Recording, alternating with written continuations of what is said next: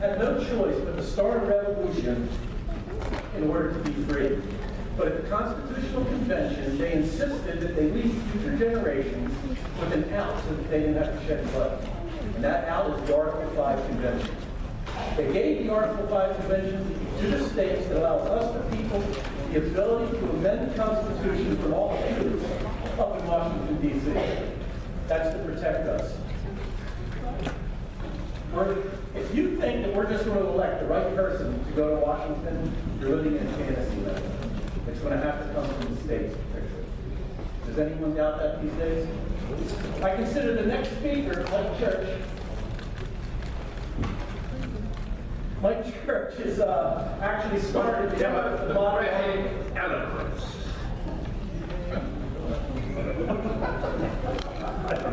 You not want that? That's why I started again. Go ahead. You asked the question, sir. Let me answer it.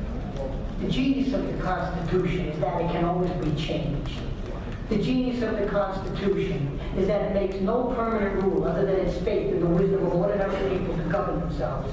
Faith in the wisdom of the people is exactly what makes the Constitution incomplete and crude.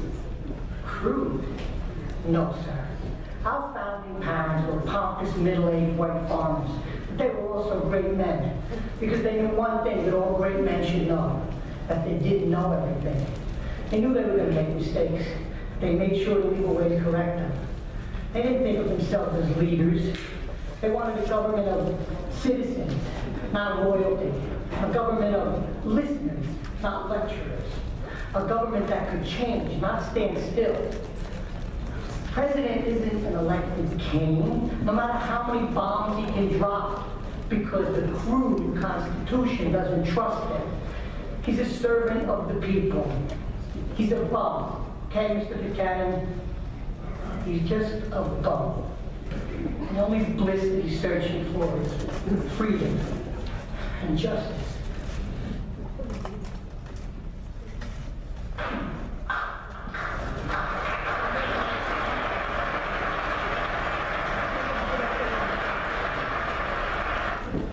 You'll notice that I missed my initial cue. I find it difficult to believe that we're a generation that's going to allow what's going on to be passed on to our children and our grandchildren. Again, I must reiterate, up in Washington, D.C., there's 535 miscreants and coups, and they're doing everything they can to destroy our futures and our lives. It is the responsibility of the state legislature to protect us from those people up there. The states have to call for the Article 5 Convention. The man that I'm about to introduce actually began the modern movement of the Article 5 Convention in 2010. He didn't publish a book in 2013. He has a program on Sirius XM Patriot Radio, the longest satellite radio show ever. He's a Tea Partier. He's a solid Liberty guy. And Daniel Larison of the American Conservative magazine rates him as the most radical talk show host in America. Ladies and gentlemen, let's give it up for Mike Church.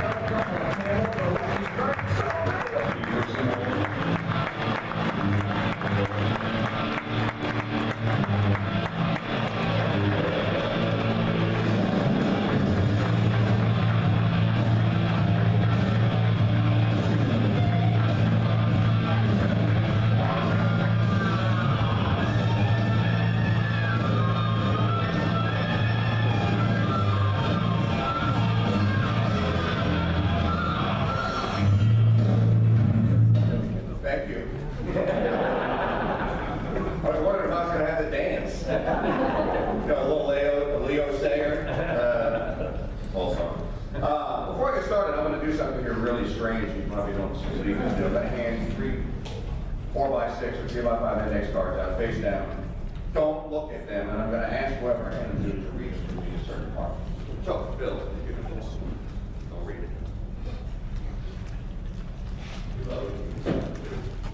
Where's Kevin? Yeah.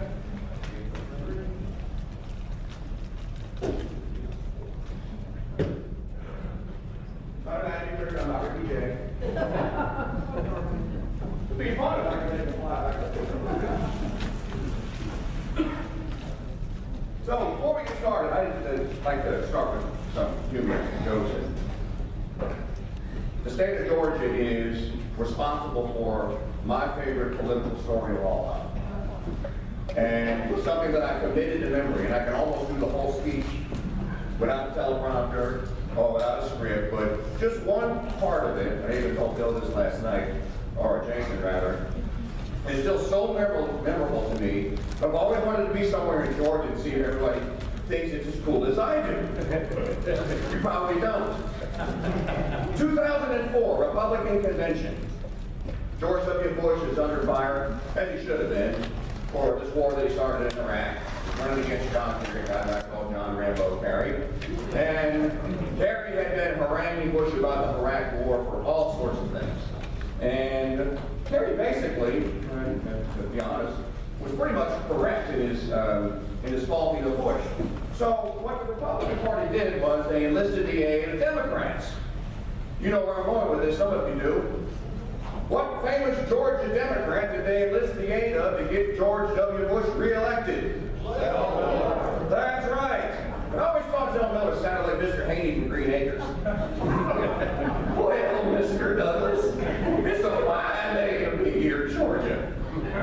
And Miller gets up there and he gives this thundering speech. And to me, it's still the single greatest political performance I have ever seen. And I'd just like to do one line of it for you, my impersonation of Georgia Governor Zell Miller, God bless him. This is the man that wants to be the Commander-in-Chief of the United States Armed Forces. Forces armed with what? Spitballs! Zell Miller. Give it up for Zell Miller.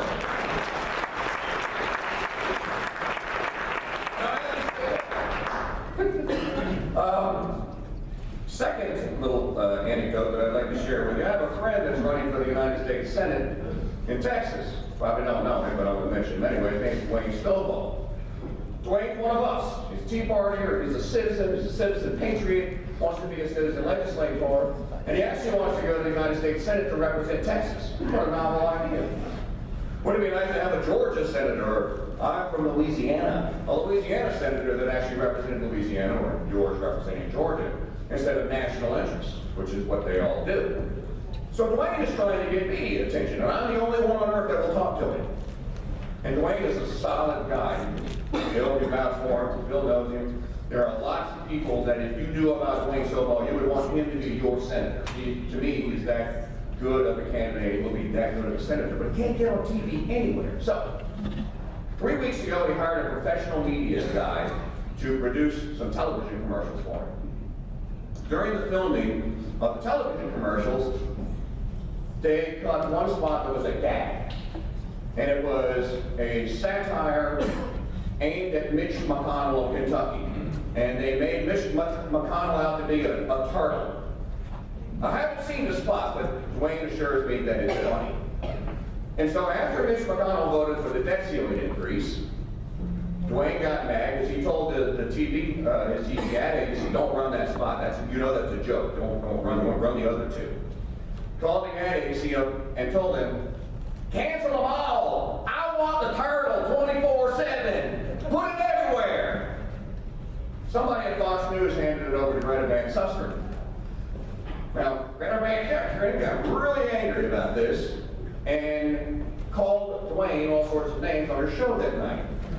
She was very upset and angry with him. With anger, he mocked a United States senator who's a Republican. You don't do that. You made him have to be a turtle. She was angry at Dwayne for the TV commercial. Dwayne called me up this morning and said, Mike, You ain't, I don't even know what to say. The woman's not mad that her kids are $18 trillion in the hole. She's mad about a turtle. So Dwayne Snowball puts it all in perspective, I think. And that is that there are so many, just 95% of our fellow citizens could actually be characters without putting makeup on in the locally filmed Walking Dead. They meander across the countryside in search of brains. Especially if they're a llama voter. We don't want to talk about that. By the way, the president and his wife wanted to be here, but they don't attend any event that would put a dent in the concept of a free lunch. Hey. Oh, thank you. So there are two purposes that I was brought here for. Number one, obviously, because I'm the resident class clown and comedian. And number two is because I'm supposed to be an authority on this thing called Article 5. There's a third reason, though, and that is that I'm also one of you. I'm also a citizen. And I care as much about these things as you do. I'm not going to say I care more because I think all of you are here for the same reasons, I would suspect. You're giving up Saturday of your time. So I like to start events like this that are on a Saturday and have you guys clap for yourselves. You could be out playing golf today or bowling or hanging out with the kids. It's a beautiful day. You're cooking up. You're here in a room full of guys, a bunch of blowhards, telling you things you probably already know. So thank you.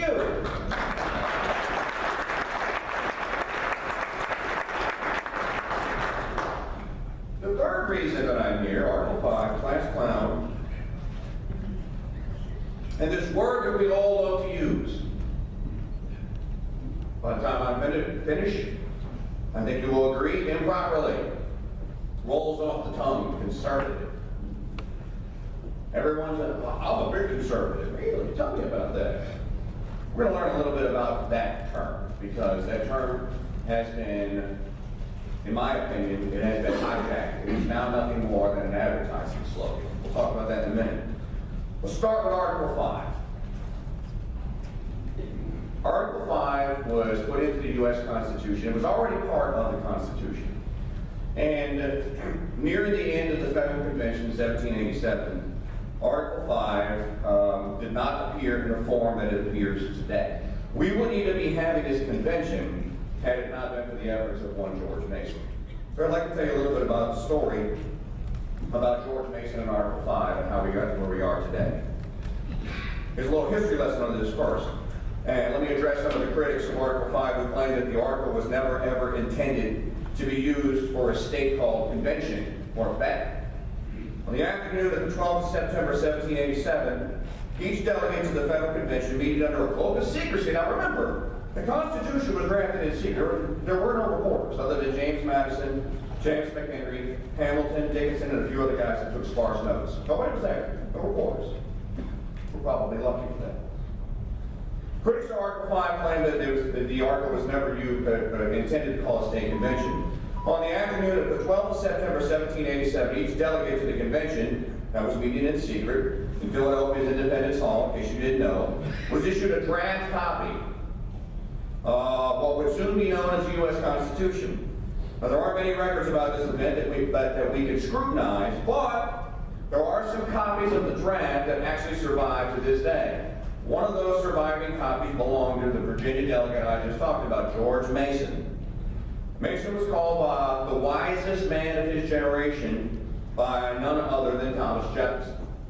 Mason is best known for being a leading voice for Virginia's independence and for authoring the framework of Virginia's 1776 Declaration of Rights.